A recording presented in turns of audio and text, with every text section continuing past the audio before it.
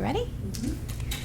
Hello everyone, my name is Beth Manley. I'm with the Franklin Mint Federal Credit Union. We have a branch right here on campus at 3200 Chestnut Street.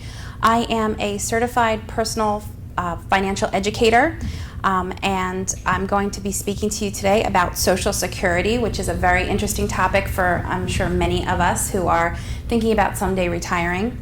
So today we're going to cover just a brief history and the evolution of Social Security, some of the recent changes.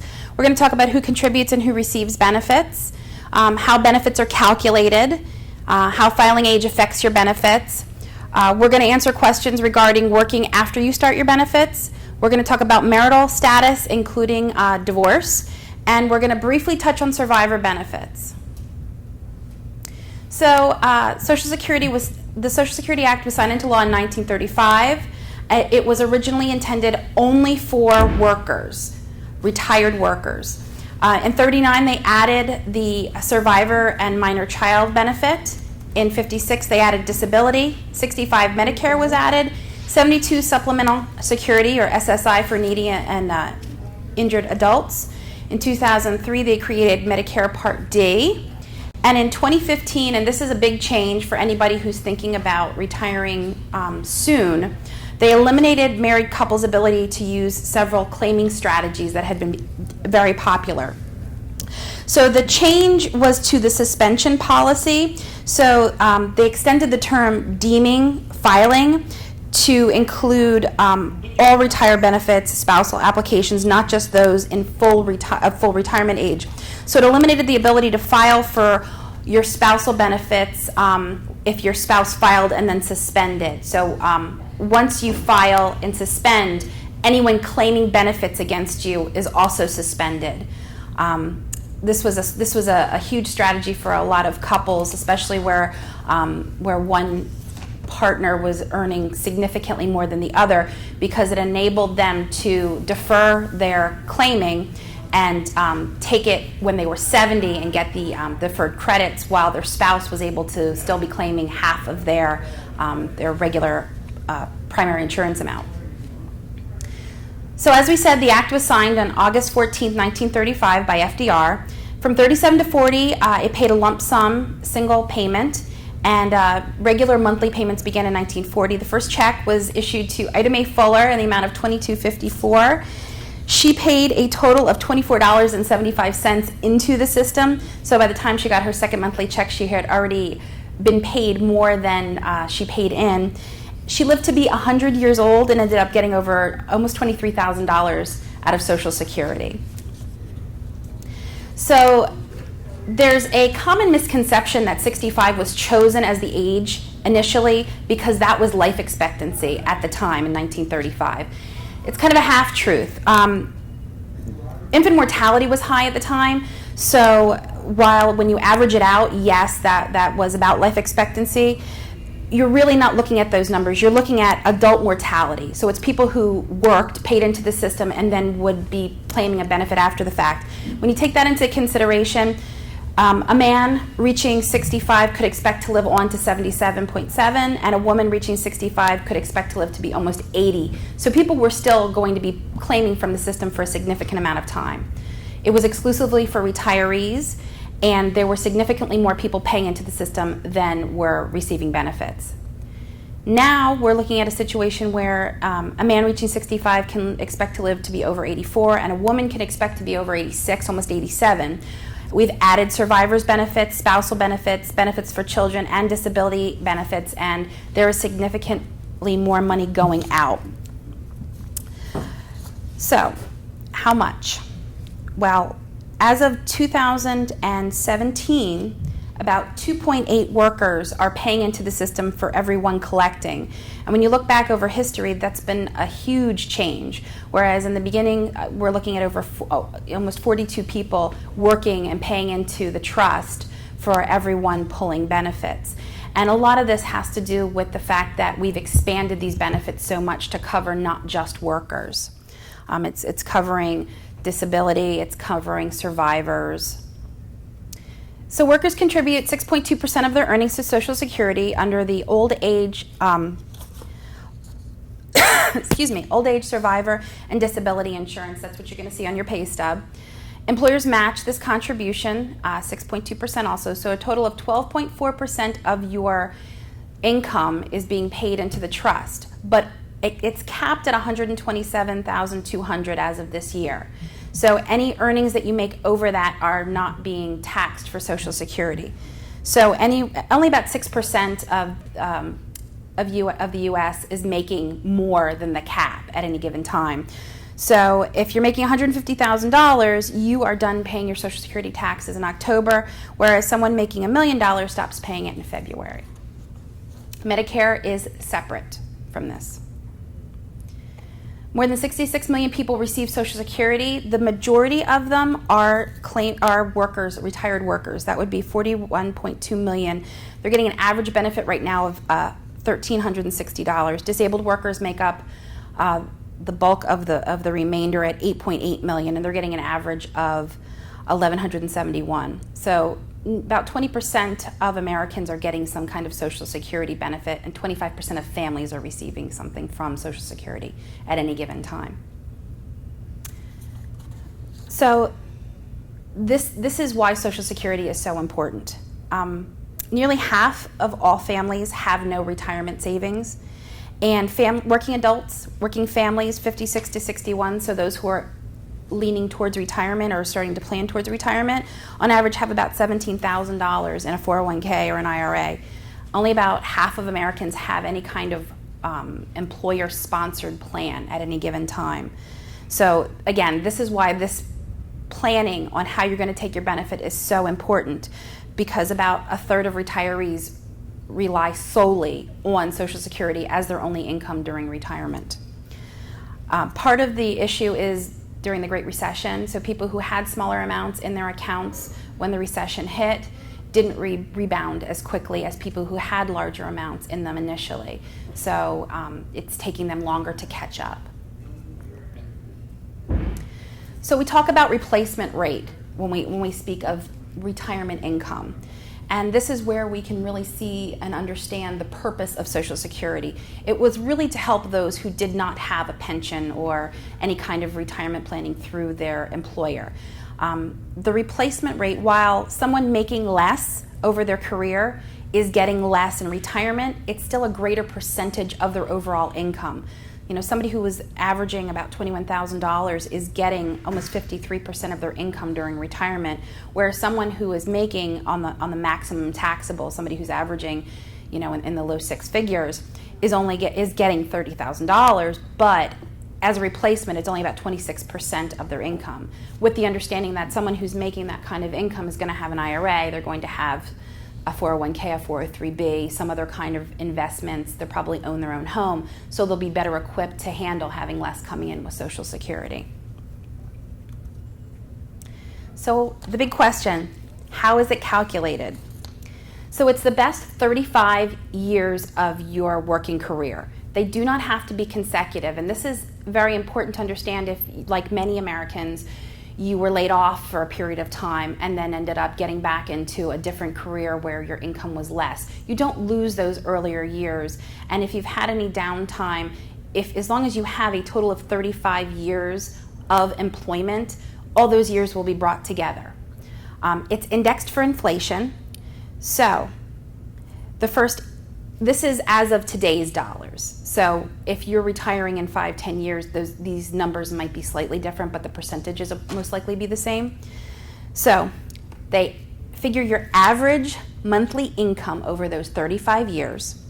Then the first $885 they times by 90%. Anything over $885 up till $5,336 they time by 32%. And anything over that, they tax by 15%. And the cap for 2016 for your, this doesn't include your deferred credits, so the cap was a monthly primary insurance of $26.39. So nobody who's retiring at, say, 66, their full retirement age, should be getting more than $26.39 as their basic insurance amount from Social Security, even if they've earned $500,000. It is capped. So what is your full retirement age? Well, it depends on how old you are. If If you're like me and you were born 1960 or later, it's 67. If you were born earlier, then it's adjusted for months. And if you're born January 1st, you would use the prior year as your retirement date. So longevity. So if you're considering when to collect retirement benefits, this is probably one of the most important factors that you can take into consideration. SSA.gov, which is a fantastic website, a lot of the information from this PowerPoint I got from SSA.gov, as well as some other resources that I have. They have a longevity calculator to help you estimate, but it's very generic. The best way you can calculate is to look at your own health. Look at your habits. Look at your parents. Are your parents still alive? Did they live a long life? If you are in good health, if you can continue working, then your best strategy is to do so and to wait to collect. But there is a break even. If you're a heavy smoker, if you're not in the best of health, if you've had a lot of issues, if your parents died young, then waiting to file might not necessarily be the best strategy for you. So 1 in every 4 65-year-olds is going to live past the age of 90, and 1 out of 10 is going to live past 95. So if you continue working and you decide that you're going to start taking your Social Security benefits early, so before your full retirement age, be aware that there is going to be a penalty. So for every dollar that you earn, and this is leading up to your retirement year. So let's say your full retirement year is 67, just to make it easy. So from 62 up until your retirement year of 67, you're going to lose money for everything you earn over $16,920. So they're going to deduct $1 for every $2 that you earn over that $16,920 cap. The year of your retirement, it actually goes up until the month before, because everything is delayed a month. So in the year that you reach full retirement, they're going to only deduct $1 for every 3 that you earn above a limit of $44,880. So if you're going to retire a couple months or a year early, you're not going to see as huge an impact if you continue working. But if you're making a reasonably good salary and you can afford to wait, then it's in your best interest to do so. So the big question is, when should I start collecting? This is a really great calculator that I found. Now, understand too, on SSA.gov, you can go and get your real numbers. I see you have the statement. You can go and get that information online. You can create a My SSA account. You will have issues creating that account if you have frozen your credit, if you are concerned about identity theft and you have any kind of freeze, because they use, I believe it's Equifax, to validate who you are. So you'll have to release your freeze, create your account, and then put your freeze back on. But it's such a good tool for modeling because it's taking your actual earnings information. Anything else that you use is going to be an estimation, and they will give future earnings, especially if you're more than 5 or 6 years away from retirement. It's a good idea to see how that might be adjusted for inflation. But this is an illustration of an individual. This person's highest annual income was $65,000, and they decided to claim at 62. Their full retirement age is going to be 66 and 2 months. They're going to be receiving about a $400 reduction in their primary insurance amount by filing when they're 62. So by claiming at full retirement age, they're going to increase, and this is also making the assumption that they live to 85, since that's kind of the average right now. So if this person lives to be 85, they're going to increase their lifetime payout from Social Security by over $34,000 by waiting until they're 66 and 2 months to claim. Same person waiting until they're 70 to claim, assuming they're in good health, they're going to increase their benefit by over 31%. It's going to be a lifetime increase of over $50,000. over if they had just claimed at 62. So pretty significant difference if you're able to wait, if you're able to keep working. So what if you file and then you change your mind? Let's say you're thinking about retiring and you have a great job offer, something within your company, and you've already started claiming your Social Security. There is a one-time provision for changing your mind. You do have to pay back everything that you've received in benefit, and you have to do it within 1 year of you filing initially, but you're able to do it. The key is that if you are the larger, and we'll go into spousal benefit in a minute, if you are receiving it and your spouse is taking spousal benefit off of yours, once you suspend, they have to suspend also. So you have to really look and see what you're getting, if it's worth you doing that at that time. So we talked about early mortality, which is never a pleasant topic to speak about, but understanding that there is a break-even point for filing early. If you're not in the best of health, this chart, and I have a copy of it here, so if you're filing at, say, 63, your break-even point is going to be 77. So as long as you live past 77, you're going to get the same amount of money that you would have gotten had you waited till you were 70 and gotten money for those 7 years.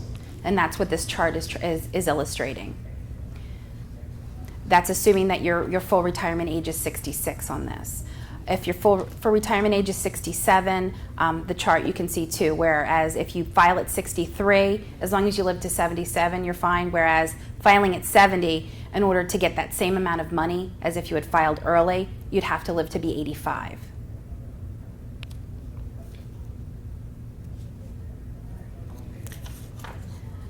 So let's talk about marital status, because this can complicate the filing, but it can also help with benefits quite a bit. So as an individual, your Social Security benefit is based on your earnings history, but as a spouse, you have a choice. You can either take whatever you've earned, assuming you've worked enough to qualify for Social Security, or you can take what's called a spousal benefit. And if you're divorced, you can also take a spousal benefit. And we'll go over the qualifications for that, but basically, as long as you were married for at least 10 years, you've been divorced for at least 2, and you don't remarry before you're 60, then you would qualify for your spousal benefit based on your ex-spouse. And whereas spousal benefits, if you're married, you have to wait for your spouse to file their claim before you can take spousal benefit, you don't have to do that if you're divorced. So as long as your spouse is eligible for Social Security and you're eligible to file, then you can start claiming your spousal benefit on a divorced spouse. The key is that if you're filing early, like with anything else, there will be a reduction in benefit. So as we said, 50% is what your spousal benefit would be. So this is assuming a benefit of $2,000, so a spousal benefit would be $1,000. If your full retirement age is 66, your spouse's is 66. So if your spouse is older, they file at 66 and they're getting their $2,000, but you're only 62, and you decide that you want to take your spousal benefit now, then you're going to get a reduction. It's going to be, instead of 50%, it's going to be 35% of whatever their primary insurance amount is. So we're going to go through some scenarios because this is the best way to kind of wrap your head around it. So in these scenarios, we're assuming that the male, that the husband, is the higher wage earner. So Mr. Z has a personal benefit of $2,000. So this is the amount that he would get at age 66. He elects to defer until 70, so he gets a deferred credit. So he's going to get 32% more. So he's going to increase his benefit to $2,640. So his wife has never worked outside the home, so she has to rely on spousal benefit. So when her husband retires, so when she wants to retire at 66, assuming that he's already 70, she's going to get half, but she's not going to get half of his deferred. She's only going to get half of his primary insurance amount. So she's going to get half of what he would have received if he had elected to retire at 66. So excessive spousal benefit is only available to a spouse whose primary insurance amount is less than 50% of their spouse's. So, and this is kind of the tricky part. You can only take the largest benefit you're eligible for when you're filing. So if you're getting ready to retire and let's say you're 66 and your personal benefit is larger than your spousal benefit, then they're going to have you take your personal benefit. So Mr. Z has a personal benefit of $2,400, and this is the amount he would get at 66. His wife has a personal benefit of $1,000 from her work experience. So when she's ready to retire, instead of just getting her $1,000 that she would get monthly as her personal benefit, she's going to get an excessive spousal benefit. So she's going to get the difference between what she made, that $1,000, and then the $1,200 that she would have received as a spousal benefit. So they're going to give her that additional $200. It seems like, well, why aren't they just giving her the spousal? Well, in essence, they're just giving her the spousal, but this is how they view it. They view it as the excess spousal benefit. That's what it's called. So if the husband has a personal benefit of $2,400, and this is the amount he'd get at age 66, and the wife elects to file early at 62, she'll receive her benefit only, but the excessive spousal benefit will be available when her husband decides to file. So if she's filing early and he hasn't filed yet, she's going to start getting her benefit, and then when he files, she can get that spousal bump. So in this case, because she elected to file early, her $1,000 is reduced to $783. Okay, so that's her personal benefit that she's getting from her years that she's worked. So she has a 22% reduction. In addition, because she's filing early, when he hits 66 and he starts filing and she's eligible for her spousal bump, there's going to be a reduction in that too. So whereas she would have gotten $1,200 if she had waited till she was 66 and he was 66 and they were filing, she's only going to be getting about $840 because she's getting hit twice. She's getting hit for her filing early, and then when it comes around to her spousal benefit, she's only going to get 35% instead of getting 50% of what he had earned. Does anybody have any questions? I know this is it's kind of convoluted. So you don't get, which I misunderstood, Mm-hmm. 100% of what the person was making. Like in my example, No, yeah. I don't get what he Well, was getting. your situation's different because your situation's different. We're talking your survivor benefits. This is spousal. We haven't gotten to if they're survivor. still alive. Okay. Yeah, this is if they're still alive. Oh, Yeah, no, you know. Yes. Don't want you to get worried there. So, Exactly. This is not survivor's benefits. This is just spousal. This is if you're both married and you're both alive, or if you are both alive and you're divorced. okay, how about if you're alive, Yes. your ex-husband is alive, Mm-hmm. but your second husband is deceased. Depends on when you got married. All kidding That's aside, fine. I know, because you said it had to be if you got married after you were 60, then you have your choice. But if you were before, we have a situation at work where the woman's a double widow, I'm sorry. So she actually can choose which of her husbands had the larger because income. you married the second one after age 60. Well, because she was never divorced from either of them. As long as you're married for 10 years. Mm-hmm. She was married to both husbands for more than 10 years. Well, so was I. I was married 15 years, space of a few years, Mhm. and But then it- 25 years. But if you remarried before you turned 60, then you have to take the second husband's the spousal benefit. And what about my divorced spouse? He never remarried, so he Then can if take mine. yes, he absolutely can take Okay. yours. Mm-hmm.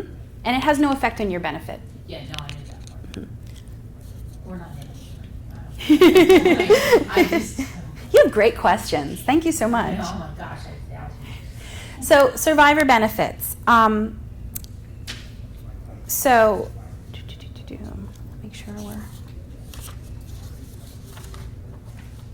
Okay, so with survivor benefits, if your spouse has not claimed early, so let's say your spouse is deferring their credits and waiting until they're 70 and they pass, then when you become eligible to file for Social Security, then you are eligible for whatever they would have. So, and this is one of those ones where you want to call Social Security, and they even say on their website you need to call because it can be convoluted depending on how old you are, how old they are. But just understand that whereas with excess spousal benefit, you do not qualify for the deferred credit, survivor benefits, you do qualify for the deferred credit if the ages are correct. So you want to call and make sure you're getting your maximum benefit. So survivor benefits. So with survivor benefits, if you are disabled, you can start filing as early as 50. If you are not, you can start filing as early as 60, but there is a reduction in the benefits. And again, this is survivor benefits are going to be based on the spouse. Now, the nice thing about survivor benefits is that you can let your personal credits defer. So if you're filing survivor benefits, you're not pulling your own. So you can then turn around and allow yours to defer to 70 and then switch over and claim your own.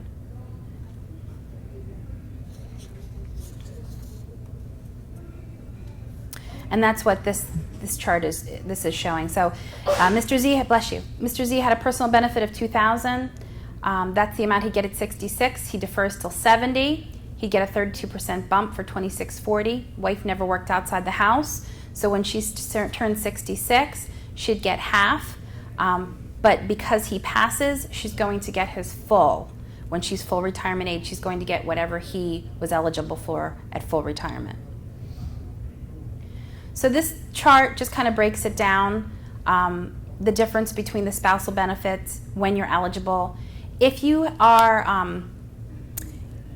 caring for a child who is under the age of 18 or 19 and still going to school, there are additional benefits that you as the person caring for them are eligible for, as well as the child would be eligible for survivor benefits based on the earned income of the parent who passed. There are also benefits for parents who are under the care. So if you are caring for an aged parent, there may be some benefits.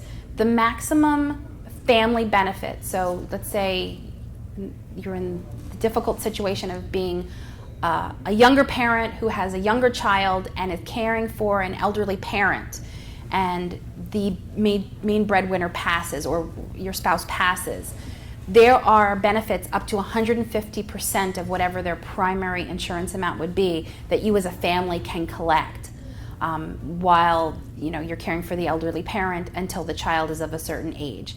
And then there's kind of a blackout time until you then age up enough to be collecting again, where if you're disabled it's 50, if you are able-bodied then it would be 60, where you can be getting your survivor benefits again. So divorce benefits, and we touched on this a little bit. So if your ex-spouse is living, you can still get half of their retirement credit as if you were married. And the main change with this is that you do not have to wait for them to file.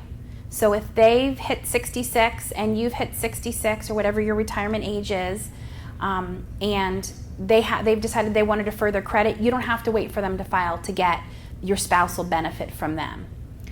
You have to have been married for 10 years or more. You have to be divorced for at least 2 years. Your former spouse has to be entitled to benefits. As a claiming spouse, you have to be unmarried or have not remarried until you are over 60 years old. You have to be at least 62, which would be the minimum amount for claiming any kind of benefit. And you cannot qualify for a higher benefit on your own earning record, because as we said, they make you take the greater amount. SSA.gov is a really great resource.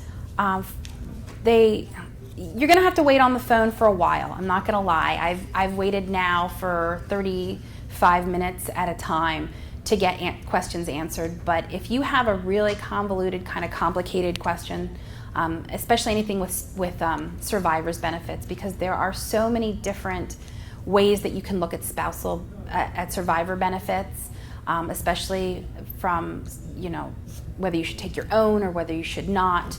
I really do recommend go on the website, see what information you can get based on your own earnings record, and then call them and see what they recommend based on your spouse's earning, because you probably don't have the deceased spouse's information as accurately as you'd like to have it, and they're going to be able to tell you to the dollar exactly what you're going to be able to get. But I've heard that if you call Social Security, they will give you the facts, like you were giving me the facts, but they will not advise you, well, this would be a smarter decision. No, they won't use that terminology, but what you can do is you can say, how much would I get if I did this? How much would I get? And then you can make your own decisions based on that. Yeah, they're not allowed to. Yeah, No, they're not going to tell you what to do. No. They made the wrong decisions because they just had the facts without any input or knowledge and don't really understand the system. So Exactly. That's why it's really important, especially if you're approaching retirement, to figure out what your options are with Social Security, get your portfolio together, and meet with, and David here is a financial advisor. He's a certified financial advisor.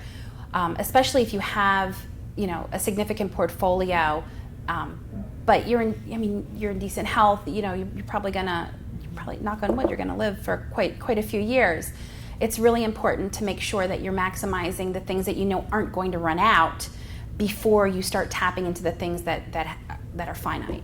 right. So that's the biggest recommendation I can make is figure out exactly what your options are with Social Security based on what you want to do. Get your portfolio together, meet with a financial advisor, and put together your best strategy. And you could even do a couple different scenarios to see, okay, well, if I retire a little bit younger, I might get a little bit less, but then I could have a part-time job doing something I like. As long as I'm not exceeding that $16,000, I'm supplementing my income, but I'm not taking away from my benefit in any way. So that I can collect at 65 when my full is 66, get a part-time job, and as long as I don't make more than 16,000, It does not impact your benefits at all. No, absolutely not. Absolutely not. And that is a strategy for a lot of people. If you're in good health, my mother-in-law, God bless her, she's going to be 75 next year. She's getting survivor benefits from her husband, and she works full time. She's doing quite well. And if she gets, her now past husband, he was a good earner, so she got quite a considerable amount of money from his survivor benefit, and he didn't start collecting early. He worked up until he was 70 years old. So, and that. You said 66 in 2 months, so you don't. Well, that's this person. No. Yeah. If 66 was your full. Right. You don't do it till 2 months after. No, you have to look and see based on your birthday, and there's a chart here. Based on the year that you were born, they delay it. Let me see here. Where's the chart?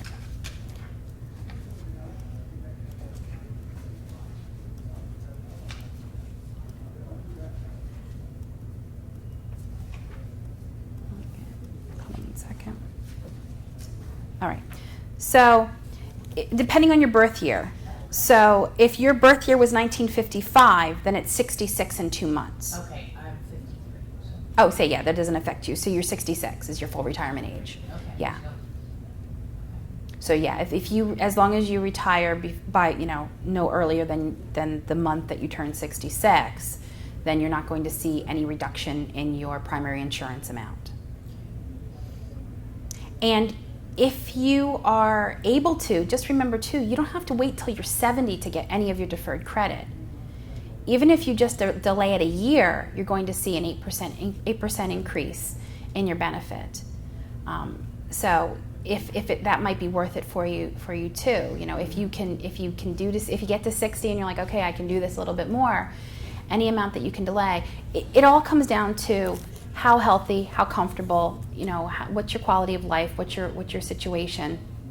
When we talk about replacement rate, the amount of money that you need. They estimate that you're going to need about, for the average person, about 75% of your active working income in retirement.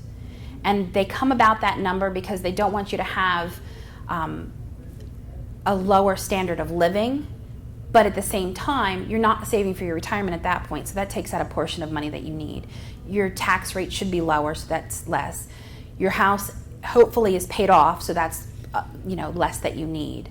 But as you can see, if you're a higher earner, you're not getting 75% of your income in any of those groups through Social Security, so you have to have those other options available to you. Anybody have any other questions?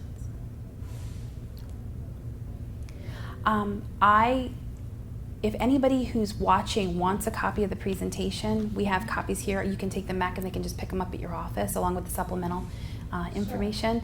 Sure. If you would like to set up an appointment to meet with David, you can do that through our branch. We have a branch right here on campus. It's open 6 days a week. It's a full service branch of the credit union. Everyone who works for the university is eligible for membership. There's no cost to be a member. They're open Monday through Friday. They're open Monday, Tuesday, Wednesday from 9 to 5. They are open Thursday till 6, Friday till 7, and they're open from 9 to 2 on Saturday. So if your work time doesn't allow you to come down during the week, you can even come down on the weekends. So, well, thank you very much. Thank you, Beth. So I have TIA, correct?